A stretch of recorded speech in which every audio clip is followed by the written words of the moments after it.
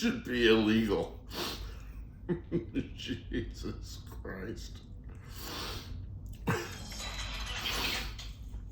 here's another way of thinking about Sabrina Carpenter vis-a-vis Vladimir Putin.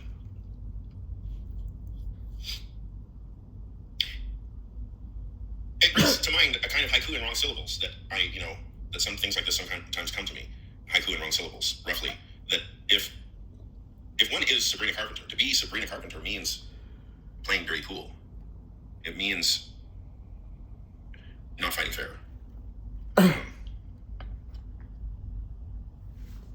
of that in quotation marks. I cannot help but think of now Professor Nietzsche, how he would, I think that Sabrina Carpenter would really threaten him. Yeah, boy, was he tortured about women, and so worried for posterity. And just being so honest at the same time and so transparent about it all, and just living in this kind of situation with, who was it? Paul Ray and Lou Salome. Is it Paul Ray? Was Hume tortured about women? Nietzsche associates mixed up, but yeah, boy.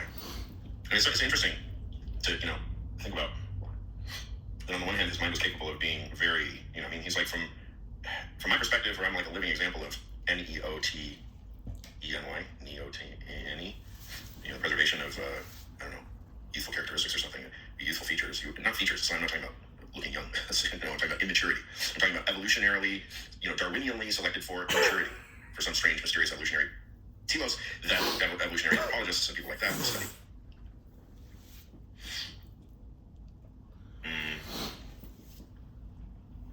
So very advanced mind, precocious from my perspective, very advanced very early on.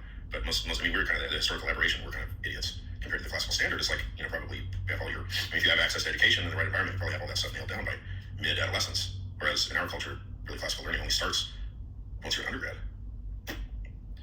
which is absurd. And our culture always thinks of it in terms of like it's the amount of work or something, but no, it's totally the opposite. It's totally the opposite. It's not the amount of work. It's the nature of the work being done. The work has to be active dialectical speaking, just like this. Not listening to me, but 50-50. There should be somebody on the other end talking to me right now. But since there's no interlocutors for the time being, then it's solipsism all the way down here, Professor Russell.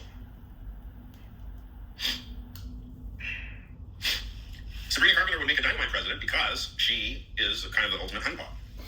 And the joke of the whole thing is, she can actually take power based on that. She can run as the honeypot. She goes on Saturday Night Live and she says, "Hello, I'm Sabrina Carpenter. You may know me as the lady who is just very horny."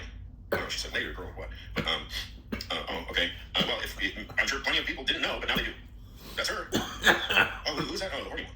Okay. Hi, President Carpenter. His eminence or excellence or his dumbfuckness. Voldemort, Putana. Videodrome, Poutine? Putana. Putana is like,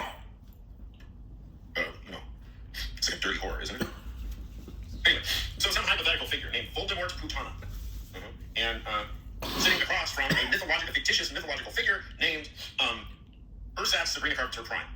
And that's Carpenter, not with a T-E-R at the end, but with a T-O-R at the end. So it's Ersatz Sabrina Carpenter Prime. Okay, so this is all completely fictitious discourse about two fictitious individuals. And that is so we keep VX nerve agent Capisci? Voldemort, Panayotopoulos,